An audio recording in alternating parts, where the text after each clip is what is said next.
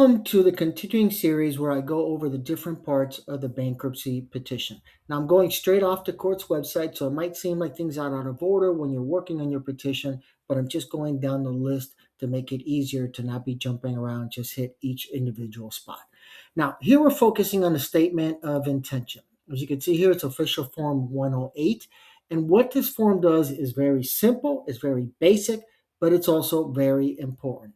So, for example, when you're creating your bankruptcy petition, you might have, for example, a car, right? Whatever car it is. Now, the question is, what are you doing with that car? You have to let the court know. Are you surrendering the car? Maybe it's a situation where you have a couple vehicles and you can't afford the car anymore, and you're going to surrender it.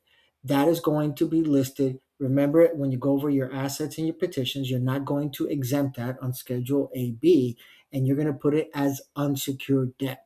If you were keeping the car, if the course is secured, you're going to continue to make payments. But if you're surrendering the vehicle, you're going to put it under unsecured debt. I always like to put under there as well deficiency balance, meaning that car is going to be sold at an auction. So whatever that balance is, you can guess, you can estimate. That's usually the way that I put it in the petition. Now, if you're not going to surrender it, then you're going to sign a reaffirmation agreement. I have numerous blogs and I'll post them. I'll put separate links here in the description, which goes over all the issues that you have to deal with when it comes to a reaffirmation.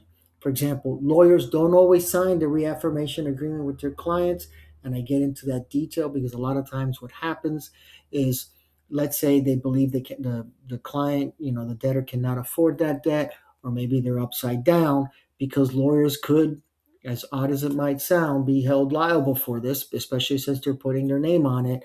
A lot of lawyers just say, I'm not handling the reaffirmation agreement, which means if you move forward with it, the judge is going to have a hearing on that issue. So make sure you review all those blogs because there's plenty of them that talks about the whole process of the reaffirmation agreement.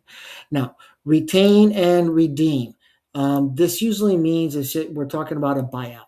The reality is there's not going to be a buyout, right? Where do we have the money to go ahead and buy a car? Is it possible that someone made an offer to you, family member says, well, I'll just go ahead and give you the money for it? Sure, but that has been the rare situation. I haven't really come across that, especially if we're dealing with issues of a house. When you're working with the statement of intention, remember it's all these assets that are secured. So, you have a house, you have to put that there as well, and you have to go through all this. Make sure you check all this. Bankruptcy petitions are very lengthy, very time consuming, and it's very easy to miss a spot where you're supposed to put, if you're keeping it or you're surrendering it or not. All right. Now, if you have any questions or comments, feel free to post them in the comment section below. Make sure to visit bankruptcy.blog, where I have tons of information, not only in the bankruptcy petition, but basically every single part of the bankruptcy. If you have ideas for me to create a blog, definitely reach out to me in the videos so that I can include that as well. All right. Thank you and best of luck with your bankruptcy case.